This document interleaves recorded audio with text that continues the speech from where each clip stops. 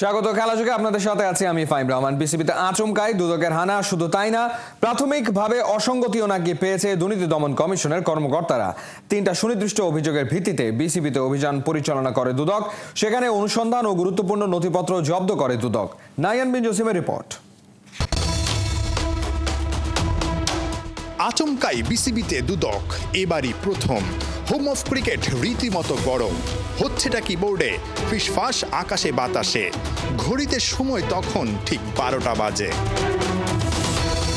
বিসিবিতে প্রবেশের পর 1 ঘন্টা চলেছে অনুসন্ধান। 3টা সুনির্দিষ্ট অভিযোগের ভিত্তিতে দুদকের 3 সদস্যের বিশেষ টিম আসে বিসিবিতে। গুরুত্বপূর্ণ সব নথিপত্র নাকি তারা সংগ্রহ করেছে। দুর্নীতি দমন কমিশনে প্রত্যেকটা অভিযান সুনির্দিষ্ট অভিযোগের পরিপ্রেক্ষিতেই হয়ে থাকে। আমরা বিভিন্ন মিডিয়া, প্রিন্ট মিডিয়া থেকে, বিভিন্ন মিডিয়া থেকে আমরা মূলত অভিযোগ পেয়ে থাকি। সেই অভিযোগগুলো যাচাই বাছাই করার জন্য আমাদের একটা কমিটি আছে। যাচাই বাছাই কমিটি থেকে অনুমোদন দিলেই শুধুমাত্র আমরা এনফোর্সমেন্ট অভিযানে আসতে পারি। আমরা নিজেরা এনফোর্সমেন্ট অভিযানে আসতে পারি না। কমিশন থেকে নির্দেশিত হয়ে তারপর আমরা অভিযানে আসি, এবং এখানেও সুনির্দিষ্ট কিছু অভিযোগ আছে, সেগুলোর পরিপ্রেক্ষিতে আমরা এখানে এসেছি, রেকর্ডপত্র সংগ্রহ করছি, সেগুলো যাচাই বাছাই করা হবে। 3টা অভিযোগের 3টাই নাজমুল হাসান পাপনের আমলের। প্রথম অভিযোগ, বিপিএল এর টিকিট বিক্রিতে আর্থিক অনিয়ম। তৃতীয় থেকে 10ম এই 8 আসরের টিকিট বিক্রিতে যেখানে 15 কোটি টাকা আয় দেখানো হয়েছে, সেখানে ফারুক আহমেদের আমলে একাদশ বিপিএলে 1 আসরেই টিকিট বিক্রি থেকে আয় 13 কোটি টাকা। এই অসঙ্গতির প্রাথমিক প্রমাণও নাকি পেয়েছে দুদক।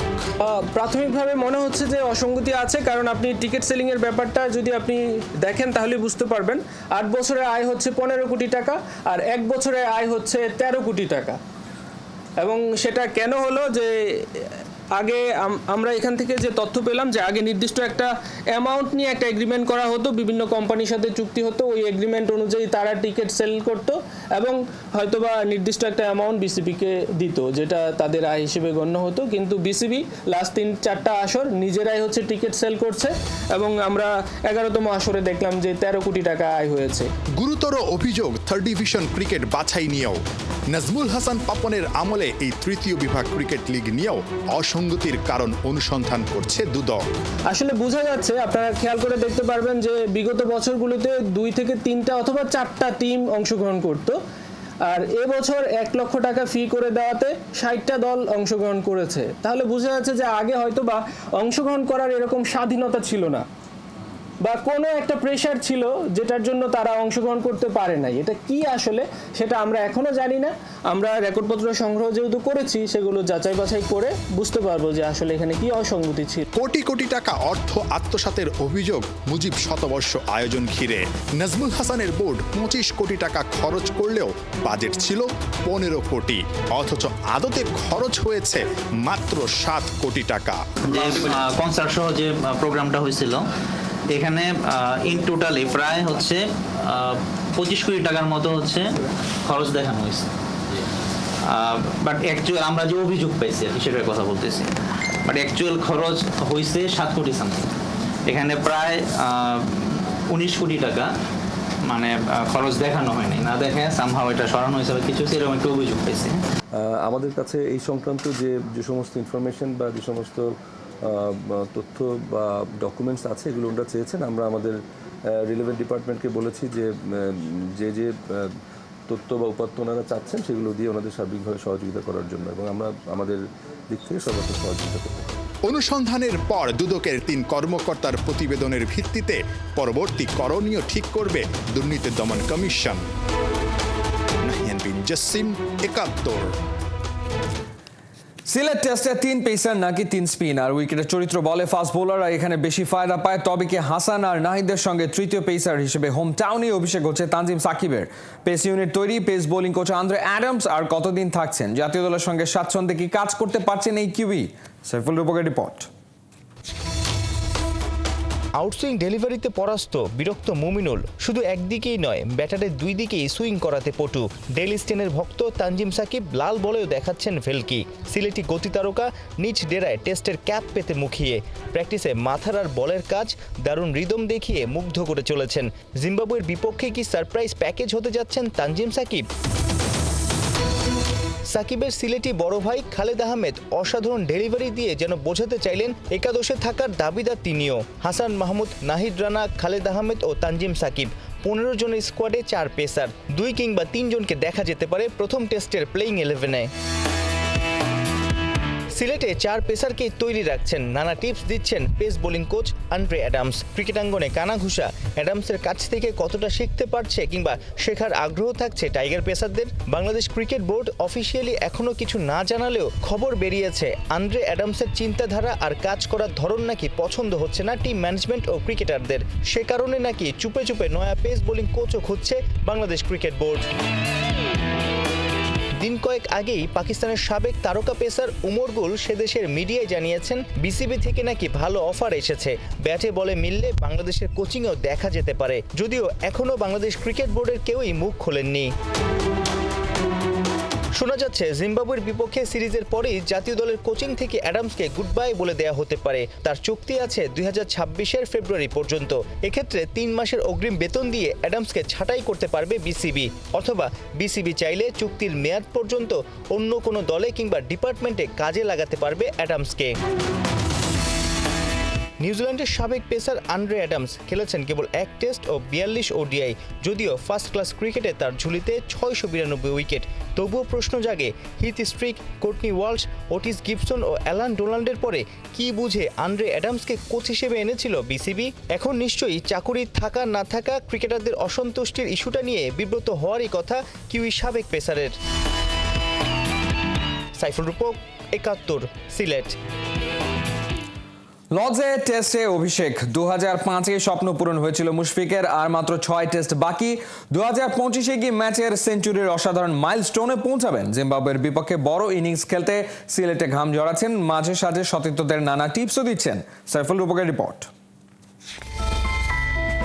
অবাক হওয়ার মতোই এক ঘটনা। বরাবরই ব্যাট নিয়ে ড্রিল করতে ছোটা, ঘন্টার পর ঘন্টা উইলর ধার দেয়া মানুষটাই থ্রোয়ারের ভূমিকায়, তাও আবার স্পিনার তাইজুলের সঙ্গে। প্র্যাকটিস শুরুর আগে তাইজুলকে ব্যাটিংয়ের দীক্ষা দিলেন মুশফিকুর রহিম। তবে কি ভবিষ্যতে কোচ হওয়ার লক্ষ্য? তার প্রস্তুতি আস্তে আস্তে সারছেন মিস্টার ডিপেন্ডেবল খ্যাত মুশি। শুধু কি ব্যাটিং প্র্যাকটিসে, ফিল্ডিং সেশনেও বেশ ভোকাল এবং উদ্যোগী। নয়া ফিল্ডিং কোচ জেমস প্যামেন্টের সঙ্গে ক্রিকেটারদের নানা দিক নির্দেশনা কিংবা কাজ বুঝিয়ে দিতেও দেখা গেছে মুশফিককে। বাংলাদেশের ক্রিকেটারদের মধ্যে সবচেয়ে শিক্ষিত মুশফিকুর রহিম। খেলাটার প্রতি তার ভালোবাসা, নিবেদন সবারই জানা। ডিসিপ্লিনের দিক দিয়েও যে কারো চেয়েই ভালো। ক্রিকেটাঙ্গনে মুশি সবারই আদর্শ। টাইগার জার্সিতে এখন পর্যন্ত 3 ফরম্যাট মিলিয়ে 470টা ম্যাচ খেলেছেন মুশফিক। রান আছে 15,302। সাদা বলে 2 ফরম্যাট থেকে অবসর নেয়া এই ব্যাটার এখন কেবলই খেলছেন টেস্ট ক্রিকেট।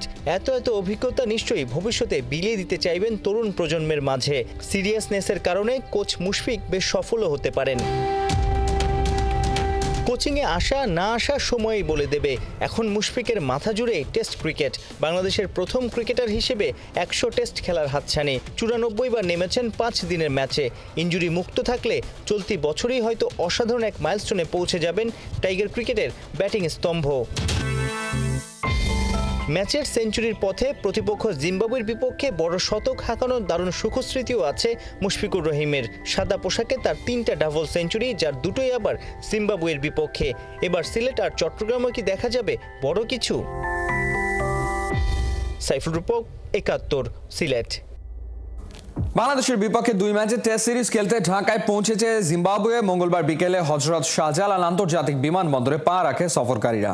পূর্ণশক্তির দল নিয়ে এবার টাইগারদের বিপক্ষে খেলতে এসেছে জিম্বাবুয়ে। চোট কাটিয়ে জিম্বাবুয়ের টেস্ট দলে ফিরেছেন শন উইলিয়ামস। দলের নেতৃত্বে আছেন ক্রেইগ আরভিন। অভিজ্ঞ 2 ক্রিকেটার আরভিন ও উইলিয়ামসের পাশাপাশি বাংলাদেশ সফরে ফেরানো হয়েছে বাঁহাতি স্পিনার ওয়েলিংটন মাজাকাজ্জাকে। তরুণ পেসার নিউম্যান নিয়ামুরির বদলে সুযোগ পেয়েছেন তিনি। সব মিলিয়ে 15 সদস্যের দল নিয়ে বাংলাদেশের 2 টেস্ট খেলতে এসেছে জিম্বাবুয়ে। সিরিজের প্রথম টেস্ট মাঠে গড়াবে আগামী 20 এপ্রিল সিলেট আন্তর্জাতিক ক্রিকেট স্টেডিয়ামে। 28 এপ্রিল চট্টগ্রামে জহুর আহমেদ চৌধুরী স্টেডিয়ামে অনুষ্ঠিত হবে শেষ টেস্ট। হাতাহাতি খেলা বন্ধ, অতিরিক্ত সময়ে সুপার সাব। ইনসানের গোলে ফেডারেশন কাপের ফাইনালে উঠল বসুন্ধরা কিংস। 126 মিনিটের লড়াইয়ে 2-1 গোলে ওরা হারিয়েছে রমতগঞ্জকে। বসুন্ধরা কিংস অ্যারেনায় ম্যাচের 111 মিনিট পর্যন্ত স্কোর লাইন ছিল 1-1। 74 মিনিটে নাবিব নওয়াজের পাস থেকে নিখুঁত শটে বল জালে জড়ান রহমতগঞ্জের সলোমন কিং। 81 মিনিটে সাদউদ্দিন কিংসকে সমতায় ফেরান, কিন্তু 107 মিনিটে রহমতগঞ্জের তাজউদ্দিন তারি ভাই কিংসের সাদউদ্দিনকে ফাউল করে বসেন। জানিয়ে মুহূর্তেই দুই দলের খেলোয়াড়রা বাগবিতণ্ডায় জড়ান। ম্যাচ বন্ধ থাকে 4 মিনিট। তারপরই 113 মিনিটে ইনসানের গোলে জয় নিয়ে মাঠ ছাড়ে তিনবারের ফেডারেশন কাপ চ্যাম্পিয়নরা। আগামী 22 এপ্রিল ফাইনালে বসুন্ধরার প্রতিপক্ষ ঢাকা আবাহনী।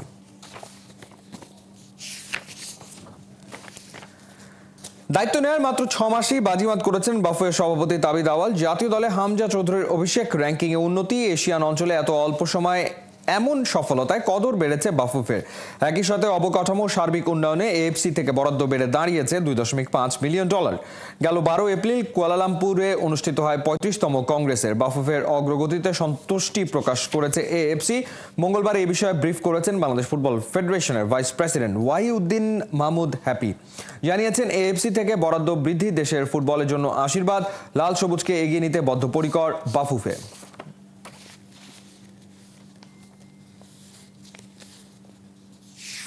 এফসি কংগ্রেসে এবছর তারা তাদের বাজেটের 63% খরচ বৃদ্ধি করেছে এবং সেটা বাজেট ভোটে পাস হয়েছে। বাংলাদেশ একজন ডেলিগেট ভোটার ছিলেন, আমাদের প্রেসিডেন্ট, আমরা সেটা অনুমোদন করেছি।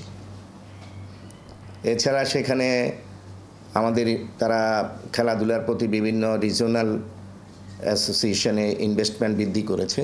আমরা আগে 0.5 মিলিয়ন পেতাম, তো সেখানে এখন ইনফ্রাস্ট্রাকচারের মাধ্যমে তো তারা আমাদেরকে 2.5 মিলিয়ন দিয়ে স্যাংশন অ্যালোকেট করেছে। তো ইনশাল্লাহ সেগুলো আমরা কাজে লাগাই ফুটবলকে এগিয়ে নেওয়ার জন্য কাজ করব। আমি তো মনে করি আমরা ফলপ্রসূ হয়েছি ইনশাল্লাহ। আর এছাড়া বাংলাদেশের ফুটবলে বিশেষ করে আমাদের র্যাঙ্কিং বেড়েছে, হামজা খেলেছে। এই ব্যাপারে প্রত্যেকটা ফেডারেশনে, যতগুলো ফেডারেশন, ব্যাংকক বলেন, সিঙ্গাপুর বলেন, সবার সাথেই তো আমাদের এমনি দেখা হয়েছে, কথাবার্তা হয়েছে, সবাই অ্যাপ্রিসিয়েট করেছে এবং তারাও আশাবাদী যে বাংলাদেশের ফুটবল এগিয়ে যাবে। ডর্টমুন্ড কি পারবে অসম্ভবকে সম্ভব করতে, নাকি বার্সেলোনাই করবে রাজ?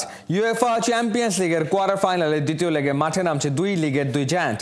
রাত 1টায় ডর্টমুন্ড ঘরে আসবে কাতালানরা। এদিকে একই সময় Aston villa PSG match. Kohinoor corner preview report.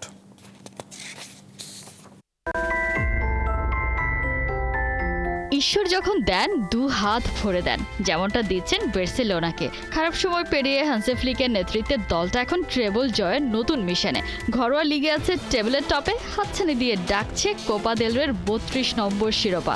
এদিকে ইউসিএল এর দারুণ ফর্মে 4 গোলের অ্যাগ্রিগেটে 1 পা দিয়ে রেখেছে সেমিফাইনালের মঞ্চে। মেসি, নেইমার, সুয়ারেজ যুগ পেরিয়ে বার্সা এখন রেড হট ফর্মে রাফিনিয়া, লেভা আর ইয়ামালের কামালে। এদিকে কোয়ার্টার ফাইনালের প্রথম লেগে বার্সার ঘরের মাঠে ডর্টমুন্ডের যা পারফরমেন্স ছিল তা অ্যাবসলিউট ডিজাস্টার বই আর কি। একমাত্র মিরাকলই পারে জার্মান জায়ান্টকে খাত থেকে তুলে চ্যাম্পিয়ন্স লিগের সেমিফাইনালে পৌঁছে দিতে। পরিসংখ্যানে তাকালেও স্বস্তির চেয়ে অস্বস্তিই বেশি। ইউসিএলে এখনো পর্যন্ত 4 বার লড়েছে বার্সা, ডর্টমুন্ড 3 বারে জিতেছে কাতালানরা, বাকি 1 ম্যাচ হয়েছে ড্র। শুধু তাই নয়, কোনো ইউরোপিয়ান কম্পিটিশনে এখনো পর্যন্ত কখনোই বার্সাকে হারাতে পারেনি বরুসিয়া ডর্টমুন্ড। জার্মান ক্লাবটা যে ঘরের মাঠ বলে খানিকটা আত্মবিশ্বাস খুঁজে পাবে তারও জো নেই। ঘরের মাঠে 6 ম্যাচে কেবল 3 ম্যাচে জয় পেয়েছে ডর্টমুন্ড। আর বার্সার বিপক্ষে নিজেদেরই ঘরের মাঠে শেষ 3 ম্যাচে জয়হীন জার্মান ক্লাবটা। ওদিকে চলতি বছর অ্যাওয়ে ম্যাচে এখনো পর্যন্ত আনবিটেন বার্সেলোনা। চলতি সিজনে ইউসিএলে 11 গোল নিয়ে লেভা আর 12 গোল নিয়ে রাফিনিয়া টপ স্কোরারের তালিকায় সবার সেরা। ব্রাজিলিয়ান উইঙ্গার 2024-25 সিজনে ইউসিএলে 925 মিনিট খেলে 42টা শট নিয়ে 19 গোলে অবদান রেখেছেন। ডর্টমুন্ডের বিপক্ষে বার্সা শিবিরে নেই কোনো নতুন ইনজুরির খবর। ফ্লিকের সম্ভাব্য 4-2-3-1 ফরমেশনে ফ্রন্ট লাইনে যথারীতি রাফিনিয়া, লোপেজ আর ইয়ামাল, আর স্ট্রাইকিং জোনের ভরসা পোলিশ স্ট্রাইকার লেভানডস্কি। গোলবারের নিচে আছেন লাকি সেজনি, 22 ম্যাচে যে কিনা একটাও ম্যাচ হারেনি। সেমি ট্রেনে চড়তে বার্সার চাই মোমেন্টাম ধরে রাখা, ডর্টমুন্ডের চাই ভাগ্যের সহায়তা। 90 মিনিটের ফুটবলে কত কিছুই তো হয়। কোহিনুর কণা, ৭১।